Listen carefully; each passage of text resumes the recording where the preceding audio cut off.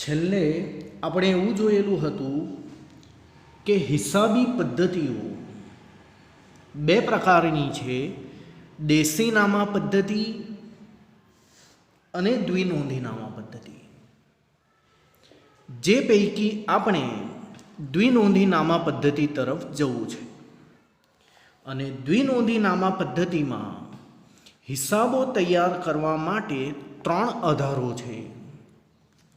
દ્વિનોંધી નામા પદ્ધતિમાં હિસાબો તૈયાર કરવા માટે ત્રણ આધારો છે, ત્રણ ધોરણો છે એમ કહી શકાય।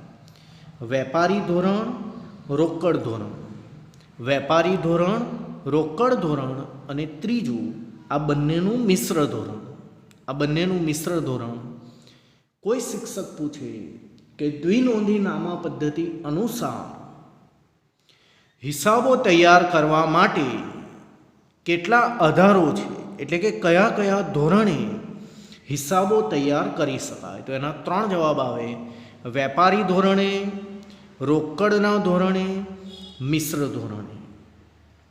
જેમ જેમ તમે હિસાબો લખવાનું શીખતા જશો એમ ધીમે ધીમે તમને ખબર પડતી જશે કે કઈ રીતે આ બધી પદ્ધતિઓ અથવા ધોરણો કામ કરે છે। આ પદ્ધતિ ખૂબ જ પ્રચલિત છે, કંપનીઓ આ રીતે હિસાબો રાખે છે। આ પદ્ધતિ ખૂબ જ પ્રચલિત છે, કંપનીઓ આ રીતે હિસાબો રાખે છે। કંપનીના હિસાબો તમે ધોરણ 12માં ભાગ 2નું પુસ્તક આવે ત્યારે શીખશો, એટલે અત્યારે આ ખાલી જાણ પૂરતું છે। જે વર્ષના હિસાબો તૈયાર કરવામાં આવતા હોય તે જ હિસાબી વર્ષના તમામ વ્યવહારો નોંધવામાં આવે છે। જે વર્ષના હિસાબો તૈયાર કરવામાં આવતા હોય તે જ હિસાબી વર્ષના તમામ વ્યવહારો નોંધવામાં આવે છે। એટલે કે વર્ષ 2020-21ના હિસાબો લખતા હોય તો એમાં 20-21નું જ લખવાનું, 19-20નું એટલે કે પાછલા વર્ષનું કે 21-22નું એટલે કે આવતા વર્ષનું લખવામાં આવતું નથી। દાખલા તરીકે 2020-21ના હિસાબો લખતા હોય તો એ જ લખવાનું, નહીં કે પાછલું વર્ષ 19-20, નહીં કે આવતું વર્ષ 21-22। મળવાની બાકી કે અગાઉથી મળેલ આવકો તેમજ ચૂકવવાના બાકી કે અગાઉથી ચૂકવેલ ખર્ચા વગેરે ધ્યાનમાં લેવાય છે। આ બધાનો અર્થ જ્યારે હું તમને વાર્ષિક હિસાબોનું પ્રકરણ ચલાવીશ, હજી ઘણી વાર છે, 15 જેટલા ચેપ્ટરો પછી આનો અર્થ ખબર પડશે।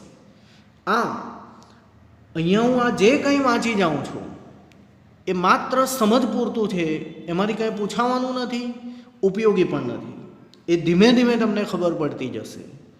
આ પદ્ધતિ ખૂબ જ પ્રચલિત છે, કંપનીઓ આ પદ્ધતિથી હિસાબો રાખે છે।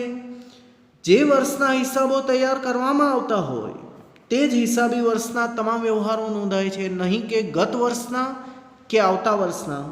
મળવાની બાકી અગાઉથી મળેલ આવકો, ચૂકવવાના બાકી અગાઉથી ચૂકવેલ ખર્ચા વગેરે ધ્યાનમાં લેવાય છે।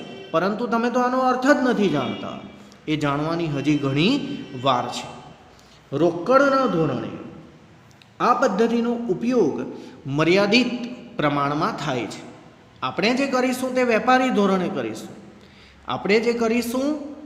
ધોરણે કરીશું, રોકડ પદ્ધતિનો ઉપયોગ મર્યાદિત પ્રમાણમાં થાય છે। ગત વર્ષ, ચાલુ વર્ષ અને આવતા વર્ષના તમામ રોકડમાં થયેલા વ્યવહારો અહીં નોંધાય છે। ગયું વર્ષ, ચાલુ વર્ષ, આવતું વર્ષ, 2019-20, 2020-21, 2021-22 બધાના જ રોકડ વ્યવહાર અહીં નોંધાય છે। આ બાબત હું તમને 11મા ધોરણના ભાગ 2ના પુસ્તકમાં છેલ્લે શીખવીશ, જ્યારે બિન વેપારી સંસ્થાના હિસાબો શીખીશું। એટલે કે આની પણ ઘણી જ વાર છે। આ બધું ખાલી તમે જાણતા જાઓ, એમાંથી કંઈ પૂછાઈ જવાનું નથી। છેલ્લો આધાર, મિશ્ર પદ્ધતિ। આ પદ્ધતિને વેપારી ધોરણની સુધારેલી પદ્ધતિ તરીકે ઓળખવામાં આવે છે। આ પદ્ધતિને વેપારી ધોરણની સુધારેલી પદ્ધતિ તરીકે ઓળખવામાં આવે છે। આ પદ્ધતિને વેપારી ધોરણ અને રોકડ ધોરણના મિશ્રણ તરીકે પણ ઓળખવામાં આવે છે. આ પદ્ધતિને વેપારી ધોરણ અને રોકડ ધોરણના મિશ્રણ તરીકે પણ ઓળખવામાં આવે છે. તો મેં તમને સમજાવ્યું કે વેપારી ધોરણ, રોકડ ધોરણ અને મિશ્ર ધોરણ કેવા લક્ષણો ધરાવે છે, જે મોઢે કરવાની કંઈ જરૂર નથી. આ માત્ર નામ જાણી રાખવાના. વેપારી ધોરણ, રોકડ ધોરણ અને મિશ્ર ધોરણ. મેં તમને અત્યાર સુધીમાં 52 જેટલા પારિભાષિક શબ્દો સમજાવ્યા અને દેશી નામા પદ્ધતિ અને દ્વિનોંધી નામા પદ્ધતિ વિશે થોડો પરિચય આપ્યો.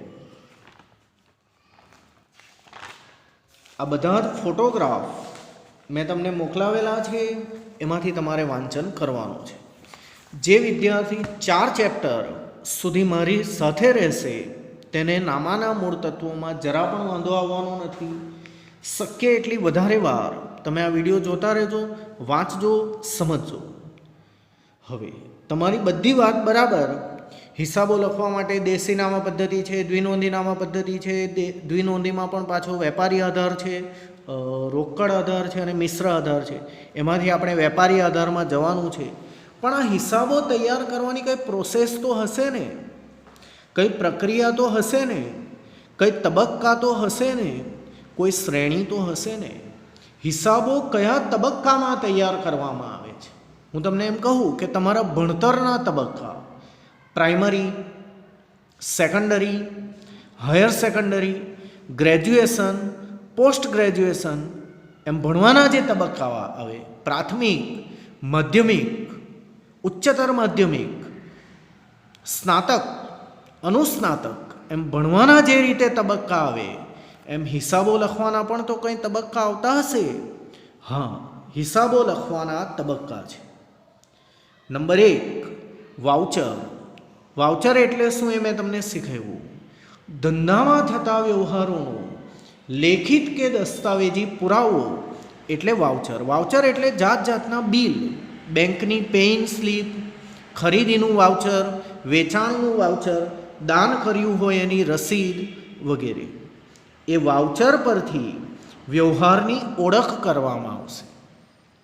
વાઉચર પરથી વ્યવહારની ઓળખ કરાશે કે આ ખરીદીનો વ્યવહાર છે કે વેચાણનો વ્યવહાર છે કે બેંકમાં પૈસા ભરવાનો વ્યવહાર છે કે બેંકમાંથી પૈસા ઉપાડવાનો વ્યવહાર છે કે આ નાણાં ચૂકવ્યાનો વ્યવહાર છે કે આ નાણાં મળ્યાનો વ્યવહાર છે કે પછી આ દાન આપ્યાનો વ્યવહાર છે કે પછી આ લાઇટ બિલ ચૂકવ્યાનો વ્યવહાર છે કે પછી આ ગેસ બિલ ચૂકવ્યાનો વ્યવહાર છે.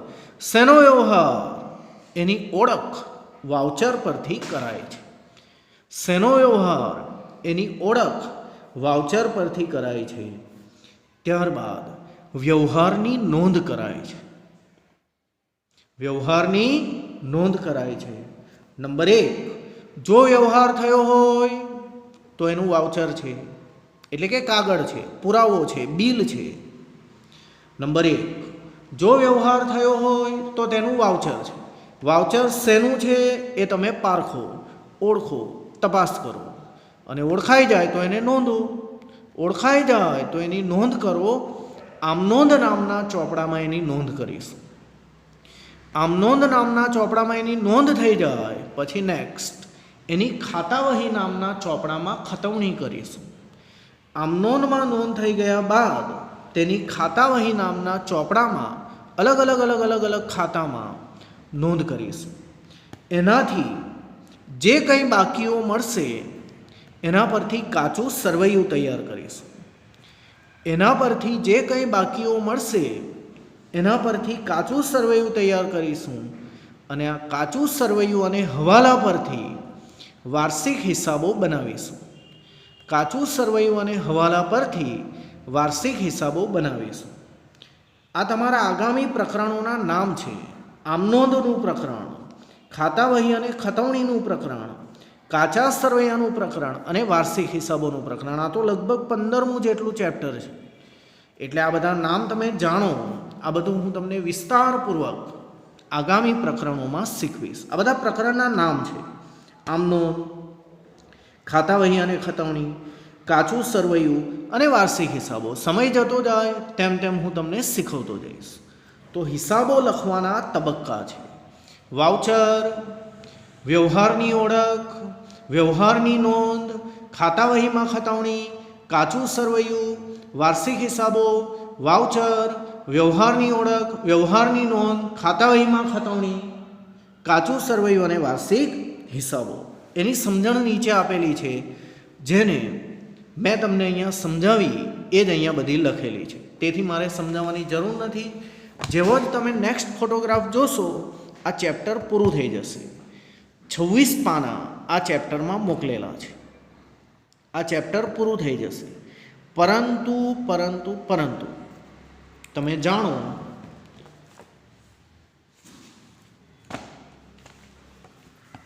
કે મેં તમને આ ચેપ્ટરના પ્રારંભથી એટલે કે પેજ નંબર 1 M1 એવું લખેલું છે. 1 નંબરથી લઈને 1, 2, 3, 4, 5, 6, 7, 8, 9, 10, 11, 12 સુધી ચલાવ્યું નથી. સીધું મેં તમને પારિભાષિક શબ્દોથી ચલાવેલું છે. M13 જે 26 ફોટોગ્રાફ મોકલેલા છે 26 પાનાના, એમાં 13મા પાનાથી 26મા પાના સુધી ચેપ્ટર પતી ગયેલું છે. 13થી એન્ડ સુધી, 13થી આ ચેપ્ટરના એન્ડ સુધી પતી ગયેલું છે.